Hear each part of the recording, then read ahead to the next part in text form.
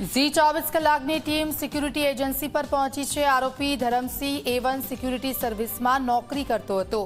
Security સર્વિસના 3 માલિક સામે ફરિયાદ નોંધાશે। આરપી તિવારી અને સત્યેન્દ્ર દુબે સામે ફરિયાદ નોંધાશે। આનંદનગર પોલીસ આગામી સમયમાં ફરિયાદ નોંધશે।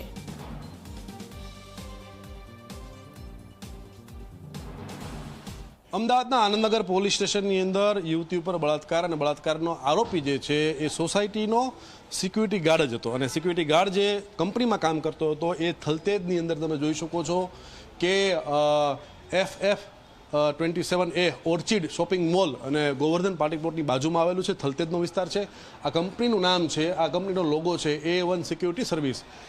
જે આરોપી પકડાયો છે ધરમસિંહ, એ આ સિક્યુરિટી કંપનીમાં તે છેલ્લા 4 દિવસથી કામ કરતો હતો વગર કોઈ પણ ટ્રેનિંગ, માત્ર આધાર કાર્ડ મેળવી અને સિક્યુરિટીના જે માલિકો છે એના દ્વારા નોકરી પર રાખી દેવામાં આવેલો હતો અને સીધો તે આજે સોસાયટી જે જગ્યા પર બનાવ બનેલો છે ત્યાં મોકલી દેવામાં આવેલો હતો અને એને ગઈ રાત્રે 1 કલાક સુધી જે ફરિયાદી યુવતી છે, ભોગ બનનાર યુવતી છે, એની પર 1 કલાક સુધી બળાત્કાર ગુજાર્યો હતો। ત્યારે તમે જોઈ શકો છો કે આ કંપનીના કુલ 3 માલિકો છે, જે પૈકી એક માલિકની જો નામની હું આપને વાત કરું તો સત્યેન્દ્ર દુબે કરીને છે। બીજા આરોપીની માલિકની નામ વાત કરવામાં આવે તો આરપી તિવારી છે।